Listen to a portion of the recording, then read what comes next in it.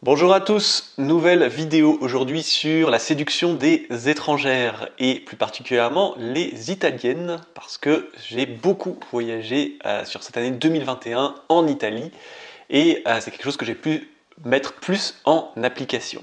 Alors à savoir ce que je vais donner ici comme petit conseil pourra s'appliquer dans d'autres pays. J'ai pu appliquer en Espagne, Turquie, Mexique pour n'en citer que quelques-uns, mais restons ici sur l'Italie. Alors aujourd'hui, pas trop de théorique, on va rentrer directement dans la pratique avec un match que j'ai fait. On appellera la fille ici Chiara, j'ai changé le nom bien sûr.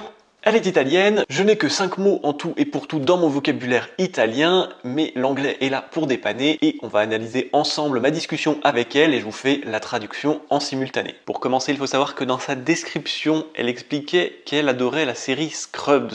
Donc pour rappeler rapidement ce que c'est, il s'agit des aventures d'un jeune interne qui s'appelle JD, qui est un petit peu trop gentil dans l'univers dur et cruel des hôpitaux américains où la caricature de l'horrible boss qui met l'argent au-dessus de l'empathie qu'il pourrait avoir pour ses patients est incarnée par Bob Kelso. Et comme j'ai remarqué qu'elle aimait un petit peu le côté sarcastique, j'ai dit justement que j'avais une préférence pour Bob Kelso. Donc on peut voir que ça marche bien, ça l'amuse. Elle précise que pour elle, son préféré c'est JD, donc le jeune et gentil interne. Puis Cox, ça va être un petit peu son mentor, qui va être un petit peu entre les deux, entre Bob Kelso et JD. La personne que les années de travail dans l'hôpital a fini un petit peu par user et rendre acariâtre. Et bref, tout ça a suffi pour qu'elle ne se contente pas de ça, mais me relance directement sur une question, ce qui est déjà un très bon démarrage, donc en me disant « Tu es donc un mec français sur Trieste, donc ville italienne proche de la Slovénie ». Je lui réponds que je pense qu'on pourrait avoir un compromis avec Cox par rapport à sa demande sur le fait que j'étais français ici.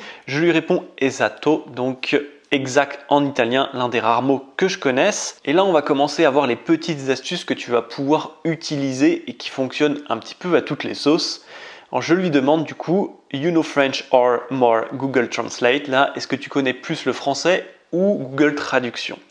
Donc, elle a compris que j'étais français, donc j'imagine que c'était parce que ma description était en français. Donc de manière un petit peu amusante, je lui demande du coup si elle avait appris cette langue ou si elle avait triché et qu'elle était passée par la traduction. Elle me répond qu'elle aurait voulu apprendre le français et qu'elle avait essayé de l'apprendre l'été dernier, mais qu'elle n'avait pas assez de temps. Là, c'est le jackpot. À partir du moment où une fille étrangère t'explique qu'elle voudrait apprendre ta langue, eh bien, tu as une occasion en or, celle de pouvoir te faire passer pour professeur. On va voir ça plus tard. Je lui réponds « Waouh, c'est courageux, donc j'imagine que tu dois avoir le même niveau que moi en italien. » Je rigole, je connais juste. Et là, je lui fais le petit signe avec les mains qui est si typique en Italie. Ce qui est amusant, c'est que c'est un cliché, mais un cliché qui est extrêmement présent. Le fait de parler avec des Italiens, il va arriver tôt ou tard, un moment dans la discussion, je le sais, j'ai l'impression qu'ils ne se rendent même plus compte. Et donc voilà, nouvelle petite astuce, quelque chose qui peut marcher un peu partout. Tu peux dire que tu as un bon niveau dans la langue de la personne à qui tu parles et en fait tu dis non, je rigole, en fait je connais juste ça. Tu peux répondre à le mot le plus basique et le plus bête, surtout si c'est un mot qui est repris dans des chansons internationales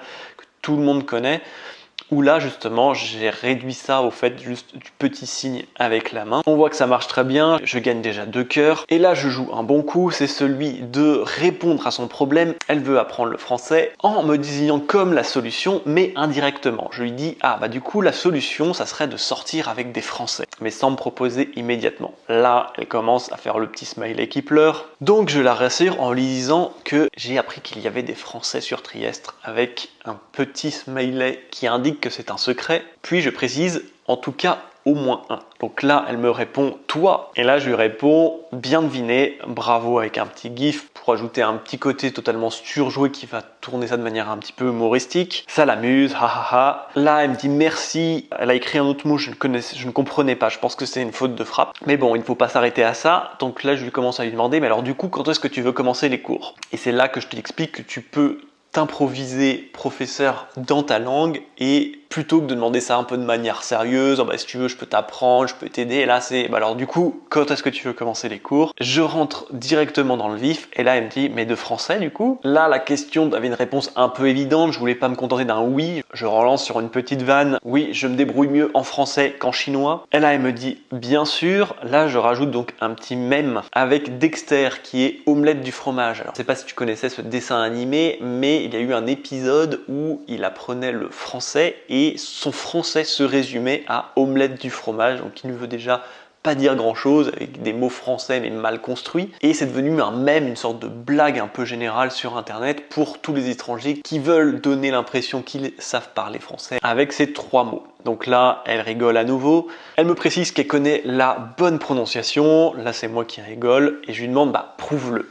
Justement, là tu as dû t'en rendre compte, ce que je fais c'est qu'à chaque fois par petites touches je commence à rendre ça plus concret, plus réel, mais sans être trop frontal. L'histoire du cours et tout ça est un peu une petite blague, mais au fur et à mesure je commence à concrétiser. Donc là je lui demande prouve-le, ça l'amuse, et là par contre elle commence à prendre un peu de recul, et elle se rend compte que du coup je suis en train de l'amener vers quelque part, et donc elle veut quand même en savoir un peu plus sur moi. C'est pour ça qu'elle va me répondre, est-ce que tu étudies à Trieste? Je lui réponds que j'ai terminé les études. Heureusement, j'enseigne le français aux Italiens qui ont eu des cours en été mais qui ont besoin de s'améliorer. Donc voilà, là la phrase est tellement précise que ça ne peut être que pris pour une blague, mais avec un petit fond de sérieux. Mais du coup, tu préfères les adultes ou les jeunes étudiants? Donc là, je pense que justement, elle faisait référence à son âge puisqu'elle était proche de la trentaine. Évidemment, ici, il n'y a pas 36 réponses. Je lui dis justement les adultes, et ce autour de 29 ans, puisque c'était son âge, c'était celui qui était affiché sur son profil. Là, j'ai tellement précis que justement ça renforce le côté blague et ça l'amuse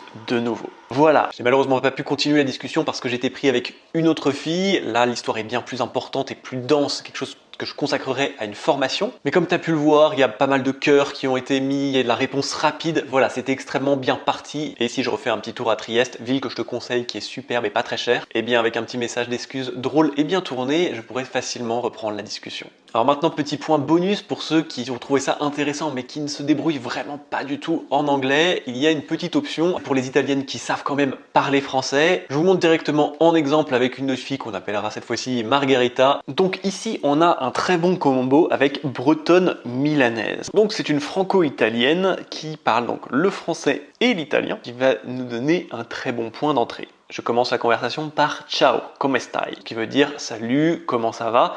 Donc ciao, j'imagine que tu connais. Come stai, en fait, même si tu ne le connais pas, eh bien, tu as juste à aller sur Google Translate et tu demandes juste comment ça va et tu traduis juste dans la langue de la nana. Tu copies-colles et là, à nouveau, le petit conseil qui peut marcher à l'infini, entre parenthèses, pour la suite, il faudra continuer en français. Je viens de donner tout mon savoir en italien. La blague marche, ha ha ha, salut, ça va et toi? Donc là, tu peux voir que la conversation ne va pas forcément plus loin. À ce moment-là, j'étais sur Nantes, j'étais sur la veille de mon départ. Et je m'impose une règle que je te conseille de suivre aussi, c'est de ne jamais être simultanément en discussion avec plus de 5 nanas en même temps sur lesquelles il y a possibilité de rencontres prochaines. J'explique. Si le démarrage est bon ici, mon prochain retour sur Nantes n'était pas prévu avant 6 mois. Les 5 autres filles avec lesquelles je discutais étaient dans ma ville et alentour. Je me donne à fond sur un début de séjour car ça peut amener sur des dates le soir même ou le lendemain ou sur le lendemain. Mais vers la fin du séjour, ça a moins d'intérêt. Ici, c'était plus que de l'entraînement pour aborder